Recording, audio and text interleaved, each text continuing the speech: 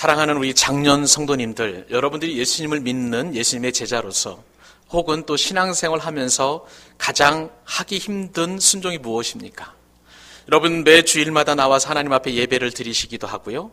또 교회를 위해서 어제처럼 깨끗하게 청소하기도 하고 때로는 또 헌금으로 하나님 앞에 영광을 올려드립니다. 우리가 또 마땅히 하나님의 백성으로서 주님의 말씀을 읽어야 하겠지요. 이 모양 저 모양으로 많은 순종과 봉사와 충성과 헌신을 하게 될 텐데 그럼에도 불구하고 조금 내게 이것은 좀 버겁다, 어렵다 하는 그런 것들이 있을 것입니다. 사람에 따라 개인적인 그런 차원이 있겠지만, 그런 차별이 있겠지만, 그러나 가장 어렵다고 할 때에 용서만큼 어려운 것이 없습니다. 왜냐하면요, 이 용서라는 것은 우리 인간의 본성을 거스르는 그러한 일이기 때문에 그렇습니다. 성경에는요, 이 용서가 얼마나 어려운지 라멕이라는 사람이 이렇게 이야기합니다. 라멕은 가인의 후손이에요. 여러분, 가인이 누구입니까? 동생 아벨을 죽인 형인데, 이 가인의 후손 가운데 한 사람인 라멕이 자신의 그 인간적인 우리 심리, 용서하기 어려운 그 심리를 이렇게 이야기합니다. 라멕이 아내들에게 이르되 아다와 실라여 내 목소리를 들으라. 라멕의 아내들이여 내 말을 들으라. 나의 상처로 말미암아 내가 사람을 죽였고 나의 상함으로 말미암아 소년을 죽였도다. 가인을 위하여는 벌이 7배의 1인데 라멕을 위하여는 벌이 77배 1호다. 여러분, 우리 인간이 얼마나 용서하기 어려우면 나를 상하게 하고 나를 어렵게 만든 사람을 내가 죽이면 그 배가 77배나 될 정도로 그렇게 중요하게, 그렇게 어렵게 여긴다는 것이죠. 그렇기 때문에 우리는 흔히 이렇게 이야기합니다. 이 용서라는 것은 우리는 할 수가 없어. 하나님만이 용서하실 수 있는 거야 라면서 그렇게 핑계를 대는 것이죠.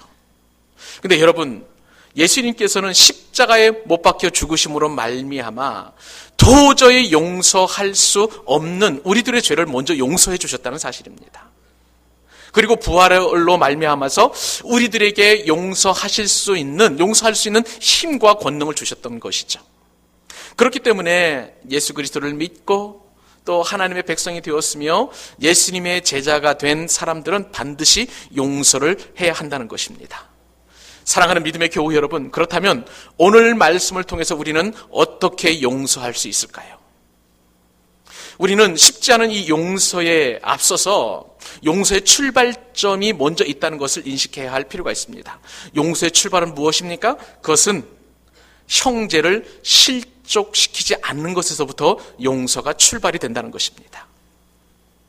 오늘 말씀을 잘 묵상을 해보니까요, 어떤 말씀이 우리에게 주어지냐면 예수님께서 제자들을 가르치시는데 특별히 용서에 대해서 이제 주님께서 핵심적인 말씀을 가르치기에 앞서서 주님께서 먼저 이러한 전제를 다셨습니다.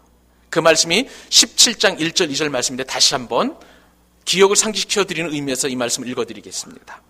예수께서 제자들에게 이르시되 실족하게 하는 것이 없을 수는 없으나, 예수님께서 말씀하셨죠. 인정하셨죠.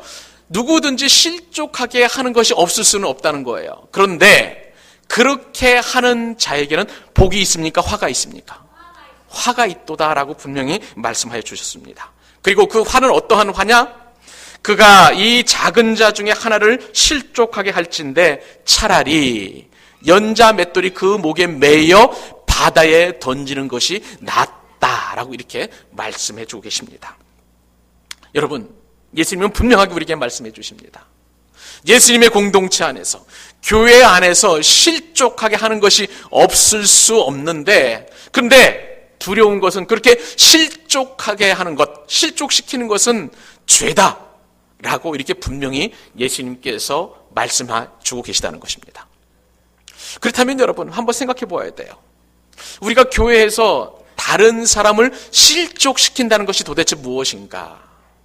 우리는 크게 한 3가지 정도 생각해 볼 수 있습니다. 우선은요, 잘못된 가르침이에요.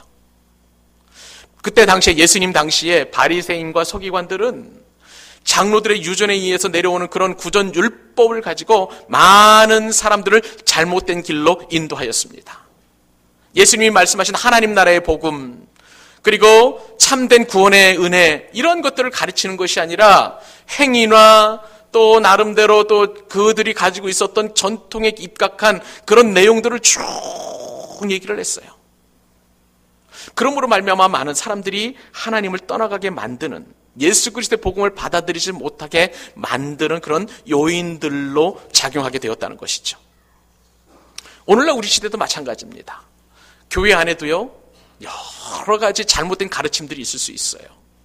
이단, 그 다음에 혹은 다른 사람들의 마음을 상하게 하는 것, 그 다음에 인간적인 어떤 처세술, 인문학, 수많은 또 시대정신, 이런 것들을 교회에서 가르친다면 복음에서 멀어지게 하는 것입니다. 이것이 바로 형제를 실족시키는 그런 것이라고 성경은 말씀해주고 있어요. 또 형제를 실족시키는 것은 또 무엇이 있을까요? 그것은요, 하나님께 대하여 낙심하게 만드는 거예요. 또 그리고 부정적인 사람으로 만들게 되어서 교회를 떠나게 만드는 것입니다. 우리는 이러한 일들이 어렵지 않게 주변에서 일어난다는 사실을 잘 알고 있어요. 어떤 사람들의 말 한마디, 또 비판적인 생각, 또 부정적인 그런 마음들이 모여지게 되면 마음에 깊은 낙심을 할 수가 있다는 것이죠. 그리고 나서 하나님을 부정하고 교회를 떠나게 된다면 이것이야말로 형제를 실족하게 하는 것이다.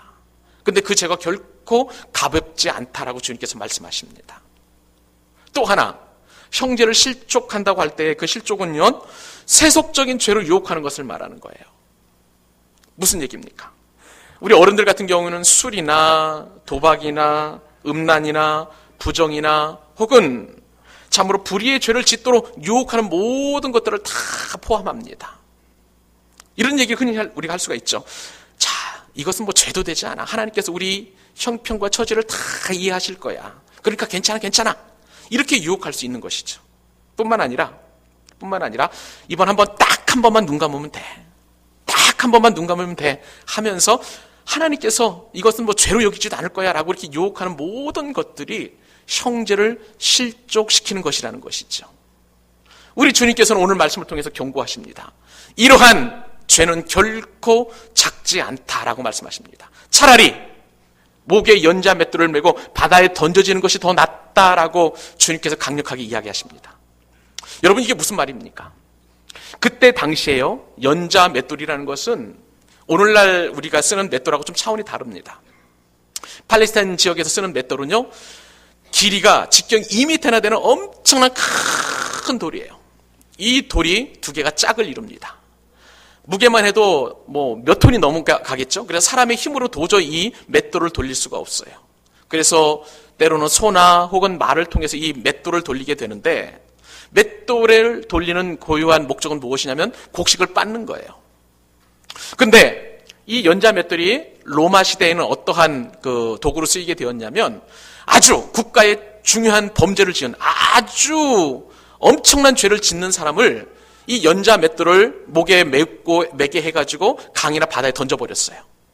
이게 사용의 방법인데, 근데 이 사용 방법이 다른 어떤 사용 방법보다 더 무섭고 두려운 것은 사람의 몸을 죽이는 것뿐만 아니라 영혼도 죽인다라고 이렇게 믿고 있었기 때문에 그렇습니다. 근데 오늘 예수님께서 말씀하시는 것은 형제를 실족시키는 것은 이처럼 차라리 연자 맷돌을 메고 바다에 빠져 죽는 것이 훨씬 더 나을 정도로 그렇게 결코 가볍지 않고 엄청난 죄라는 것을 예수님께서 말씀해 주고 계시다는 것입니다. 사랑하는 여러분, 왜 예수님께서는 형제를 실족시키는 것을 이처럼 중한 죄로 말씀하고 계십니까? 그것은요, 예수 그리스도의 핏값으로 산 그 구원의 생명, 우리 믿음의 공동체 안에서 하나님의 백성으로서 예수님의 제자로서 주님께서 그 십자가의 엄청난 대가를 치르시고 한 생명을 구원하셨는데, 그 구원된 생명을 실족시키고 낭망시키고 그리고 하나님을 떠나게 하였으니 이 죄가 결코 가볍지 않다고 주님께서 말씀하시는 거예요. 사랑하는 성도 여러분, 오늘 말씀을 통해서 형제를 실족하는 것은 너무나 중요한 죄임을 우리가 먼저 명심하실 수 있기를 바랍니다. 용서의 출발은요, 형제를 실족시키지 않는 것에서부터 출발하는 것입니다. 여러분, 이 은혜가 여러분 심령 깊숙한 곳에 심겨질 수 있기를 바랍니다. 자, 그러면 우리가 어떻게 하면 실제적으로 용서를 할 수 있을까? 용서의 실제 4가지 원리를 살펴보도록 하겠습니다. 용서의 실제 첫 번째 원리는 무엇이냐면 용서에는 순서가 있다는 것입니다. 아주 쉬워요. 한번 따라서 해보실까요? 용서에는 순서가 있다. 맞아요. 용서는 그냥 무턱대고 하는 게 아니라 차근차근 그렇게 순서가 있다는 것입니다. 자, 그러면 이 말씀이 어떤 말씀인가? 다시 한번 우리 누가복음 17장 3절 4절 말씀을 읽도록 하겠습니다. 읽겠습니다. 시작. 너희는 스스로 조심하라. 만일 내 형제가 죄를 범하거든 경고하고 회개하거든 용서하라. 만일 하루에 7번이라도 내게 죄를 짓고 7번 내게 돌아와 내가 회개하노라 하거든 너는 용서하라. 여러분, 이 말씀에 따르면 우리가 먼저 용서를 할 때에 가장 먼저 해야 될 것은 무엇입니까? 그것은 경고예요. 경고를 먼저 하라고 예수님이 우리에게 말씀해 주십니다. 경고라는 것은 무엇입니까? 다른 형제가 나에게 준 어떤 감정의 상처에 대해서 내가 그 말 때문에 혹은 그 행동 때문에 깊은 마음의 상처와 아픔을 가지고 있다라고 주의를 환기시키는 거예요. 그렇게 얘기하는 거예요. 이 경고하다는 말은요, 주의를 환기시키는 것을 말하는 거예요. 상대방이 나에게 어떠한 말을 하고 또 어떤 행동을 할 때에 상대방은 그것을 모를 수가 있어요.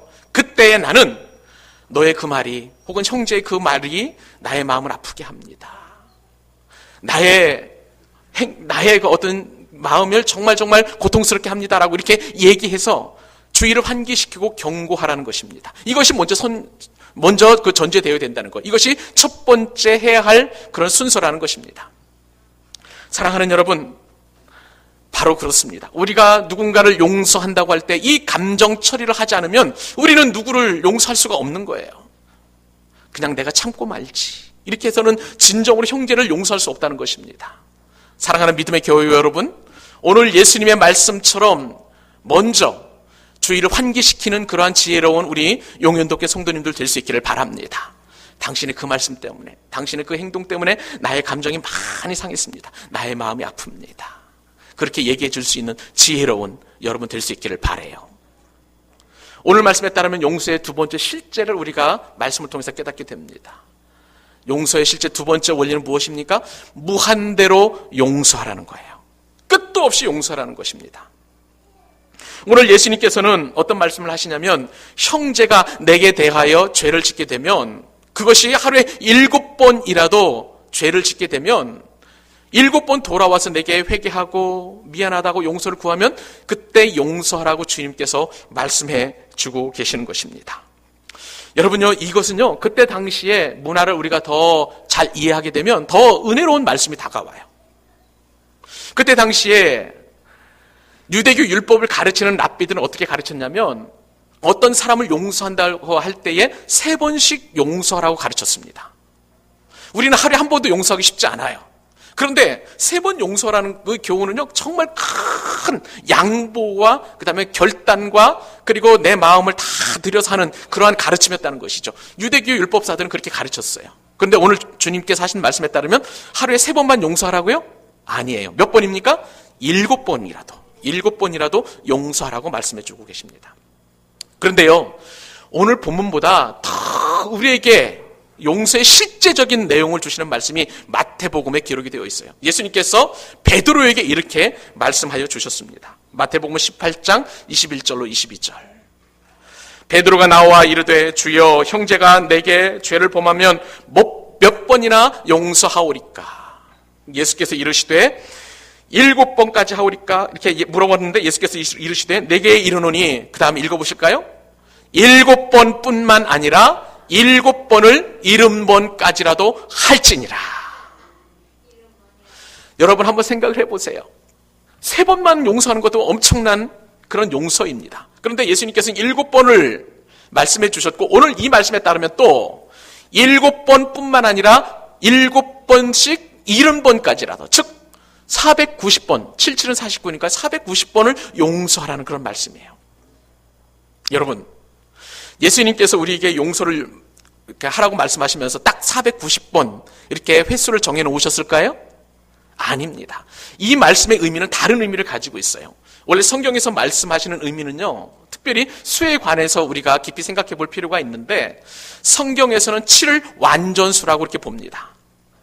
하나님께서 천지를 창조하실 때도 일주일이에요. 일주일. 엿새 동안 일하시고 마지막 7일은 쉬셨습니다. 이게 완전한 수예요. 완벽한 수예요. 그러므로 7이 7번씩 70번이라는 것은 2번씩이나 들어갈 정도로 가장 완벽하게 그리고 온전하게 그렇게 용서하라고 말씀해 주시는 거예요. 여러분, 그렇습니다. 우리가 누군가를 용서한다고 할 때에 한 번만 용서하는 것도 아니라 3번만 용서하는 것이 아니라 무한대로 용서하라는 주님의 음성을 여러분 들으실 수 있기를 바랍니다. 그런데 우리는 이 용서가 쉽지 않아요. 정말 누군가를 용서한다고 할 때 한 번 용서하기가 쉽지 않습니다. 안 믿는 분들은요, 이 용서가 쉽게 해결될 수도 있다고 그래요. 잘 모르겠습니다만 술을 먹고 해결한다고 합니다. 근데 우리는 술도 안 먹잖아요.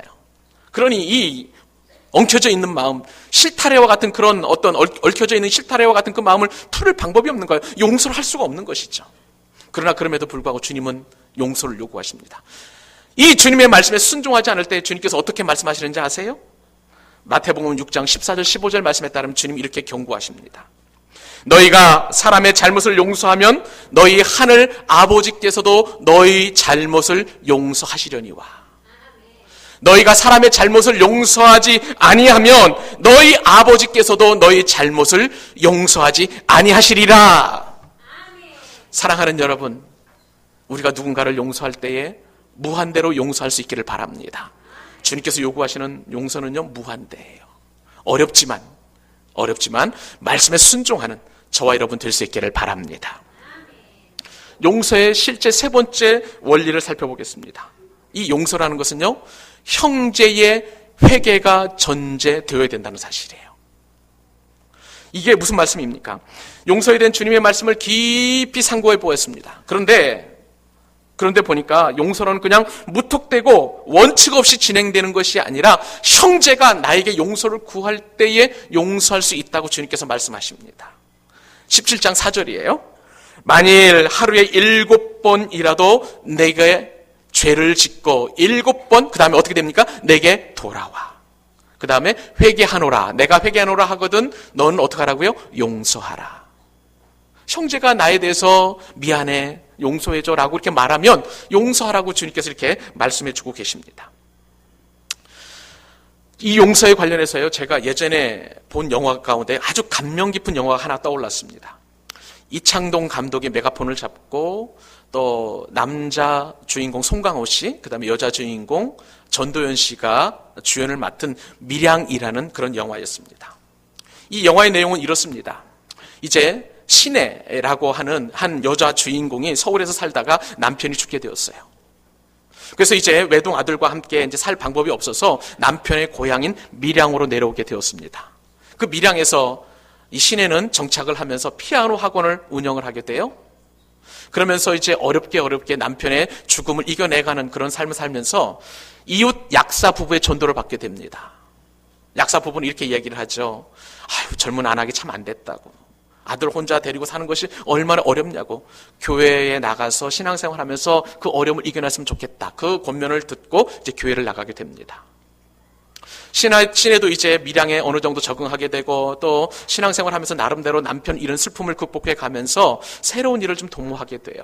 그래서 남편이 죽은 것으로 인해서 탄 이 사망 보험금을 가지고 새로운 일을 도모하다가 부동산을 찾아가게 됩니다. 그런데 이것이요, 지역 주민들에게 이상한 소문이 나게 됩니다.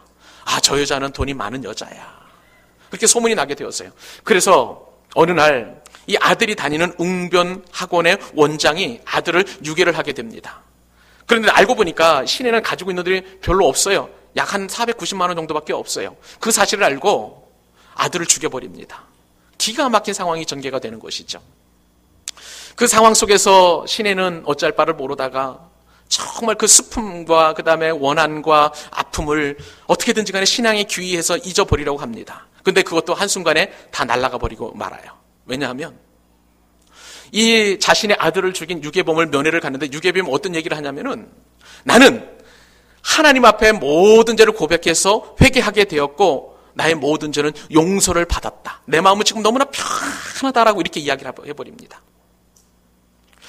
여러분, 그 이야기를 듣는 신의 입장에서 보면은 내가 용서하지도 않았는데 누가 누구를 용서한다는 말이야. 그렇게 절규하는 거예요.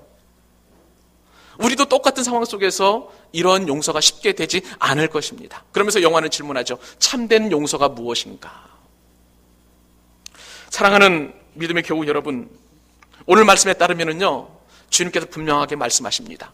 형제가 내게 대하여 죄를 짓고 그리고 내게 돌아와서 7번이라도 용서를 구하면 용서해 주라라고 말씀해 주시지만 용서하지 않는 그 죄에 대해서, 그 부분에 대해서는 용서에 대해서 예수님께서는 열어놓았어요. 해야 될지 말아야 될지 모르겠어요. 성경에서는 이 말씀, 적어도 이 본문에서는 뭐라고 말씀하지 않으십니다. 여러분, 우리는 독일 사람들이 예전에 제2차 세계대전 당시에 유대인들을 학살했던 그것을 너무나 잘 알고 있습니다. 그런데 그 만행과 그 죄악을 지금도 유대인들에게 계속해서 용서를 구합니다. 이스라엘 사람들과 그 다음에 유대인들은요, 그 죄를 받아들이고 용서를 해줘요. 그렇지만 그들의 역사적인 그런 교훈은 있지 않습니다. 근데 반면에 일본은 어떻습니까? 일본은 우리나라에 들어와서 36년 동안 그 압제와 모진 고문을 다 하고 지금도 용서를 구하지 않아요. 과연 우리가 일본을 용서한다는 게 쉬운 일입니까? 우리의 일상생활 안에서 이런 일이 비일비재하게 일어날 수 있어요. 과연 그런 사람들에게 용서할 수 있겠느냐는 것이죠. 용서의 참된 원리, 실제를 잘 기억할 수 있기를 바랍니다. 마지막입니다. 용서의 실제, 네 번째 원리는 무엇입니까? 용서의 신화를 버리라는 것입니다. 여러분, 지금까지 우리는 어떤 말씀을 들었습니까? 주님의 말씀에 순종해서 용서의 원리를 하나씩 살펴보게 되었어요. 자, 지금까지 우리가 용서할 수 있는 방법, 정말 용서가 어렵기 때문에 주님께서는 아주 쉽게 우리에게 설명을 해 주었습니다. 용서에는 순서가 있다. 또 용서는 무한대로 하라. 또 용서는 형제의 회개가 전제되면 우리가 용서할 수 있으니 용서해라라고 말씀해 주시는데, 그런데 네 번째 용서의 실제적인 원리는 우리가 할 수 없는 용서의 영역이에요. 미국 텍사스 남침예교회 선교부에는 세인 프로이트라는 목사님이 계십니다. 이 세인 프로이트 목사님이 크리스천 포스트라는 기독교 잡지에 용서에 관한 7가지 신화를 말씀해 주셨습니다. 그 가운데 6번째 신화가 무엇이냐면 우리는 이런 신화를 가지고 있다는 거예요. 우리가 용서할 때 상대방의 행동에 따라서 우리는 용서하게 된다라는 그런 특징이 있다는 거예요. 무슨 얘기입니까? 때때로 사람들은 나는 저 사람이 용서를 내게 구해야만 나는 용서할 수 있어 라는 그런 생각들, 그 다음에 다른 사람이 나에 대한 그런 죄가 내가 용서할 만하니까 내가 용서하는 거야 라는 그런 생각을 가지고 있다는 거예요. 만약에 반대로 나에게 용서를 구하지 않는 것은 나는 용서하지 않겠다는 뜻을 가지고 있겠고, 또 내가 용서하지 못할 그런 죄는 나는 더 이상 그 용서하고 싶은 마음이 없다라는 그런 신화에 사로잡혀 있다는 것이죠. 근데 여러분, 이것은 신화입니다. 앞에 말씀드린 3가지는 우리가 나름대로 신앙으로 그 다음에 추스리고 나름대로 마음을 정리하면 용서할 수 있겠지만, 그러나 우리에게 주님께서 용서하시는 그 용서의 범위는요, 이런 단순한 범위가 아니에요.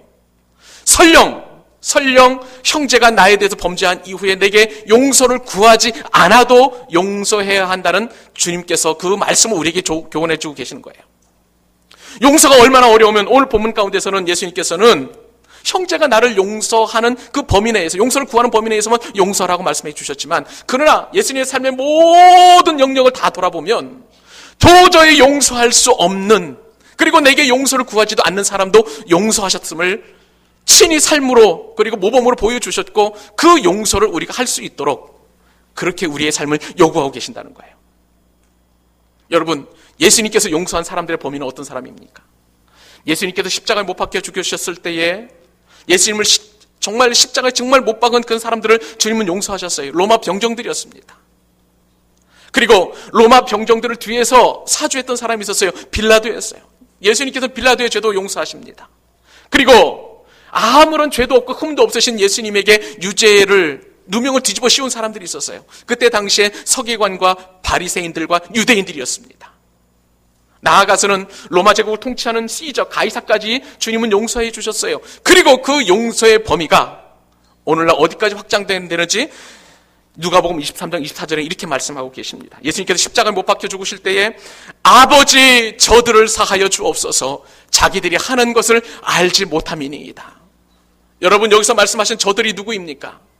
로마 병정들입니까? 또 빌라도입니까? 로마 황제 시저입니까? 아니면 또 바리새인들과 서기관들입니까? 아니에요. 이들을 뛰어넘는 또 다른 영역이 있다는 거예요. 저와 여러분의 죄까지도 주님께서는 용서를 해주셨다는 사실입니다. 여러분 그 죄는요, 과거의 죄, 현재의 죄, 우리의 모든 미래의 죄까지도 주님께서는 먼저 다 용서해 주신 줄로 믿으시기 바랍니다. 내가 주님 앞에 용서를 구하지 않아도 주님이 먼저 용서해 주셨어요. 여러분 어디 그뿐입니까? 저와 여러분의 죄뿐만 아니라 모든 인류의 죄도 다 용서해 주셨어요. 그렇기 때문에 주님께서는 십자가의 그 사건을 통하여 모든 인류의 죄를 용서하시고 그 용서를 통하여 우리가 주님 앞에 나아가고 주님을 믿기만 하면 천국 백성이 되는 놀라운 축복과 은총을 허락하여 주신 줄로 믿습니다. 우리를 죄인이라 칭하지 아니하시고 의롭다, 의인이라고 칭해 주셨다고 하나님은 우리에게 말씀해 주시고 축복해 주시는 것입니다. 사랑하는 여러분, 그러므로 우리는 내가 용서할 만한 죄를 용서하는 것이 아니라 누가 나에게 용서해달라고 요청할 때만 용서하는 것이 아니라 용서를 요청하지 않음에도 불구하고 내가 용서할 수 없는 죄라 할지라도 용서해야 될 줄로 믿습니다. 말씀을 맺으려 합니다. 사랑하는 여러분, 우리가 신앙의 본질로 돌아간다고 할 때에 용서는 정말 중요한 신앙의 덕목 가운데 하나인 것입니다. 여러분, 우리 삶을 되돌아보면 우리 주변에는 용서할 수 없는 사람들이 얼마나 많은지 몰라요. 그리고 그 용서가 내 힘으로는 절대 안 된다는 것을 여러분 잘 알고 계십니다. 이렇게 말씀을 듣는 가운데서도 누가 나에게 대하여 이런 말을 했기 때문에 내 마음이 너무나 상하고 도저히 그 사람을 용서할 수 없어. 어떤 사람이 떠오를 수도 있어요. 그런데 이 말씀에 따르면 그러한 모든 우리의 쓴뿌리나 원한이나 그리고 내가 가지고 있는 얽힌 실타래와 같은 그런 복잡한 마음들을 다 내려놓기를 원하십니다. 사랑하는 여러분, 예수님처럼 용서의 자리로 나아가실 수 있기를 바랍니다. 내가 용서할 수 없어요. 그러나 나는 도저히 예수님 앞에 용서받을 수 없는 죄인임에도 불구하고 주님 앞에 아무런 대가 없이 용서받은 것처럼 우리는 형제를 용서해야 될 줄로 믿습니다. 더불어서 한 가지 더 기억해야 합니다. 우리는 늘 피의자예요. 내가 용서해야 된다고만 생각하지만 그러나 분명히 우리가 객관적으로 생각을 해보면 나는 다른 사람에게 용서를 받아야 될 사람이에요. 나의 말과 나의 행동 때문에 얼마나 많은 사람들이 상처받고 찢기워지고 용서할 수 없는 분한 마음을 갖고 있는지 몰라요. 그렇기 때문에 여러분, 이 용서의 원리를 깊이 생각하시고 말씀에 순종하셔서 서로 용서하고 용서받고 그러므로 말미암아 은혜의 공동체, 화목의 공동체, 축복의 공동체가 될 수 있기를 우리 구주 예수 그리스도의 이름으로 축복합니다.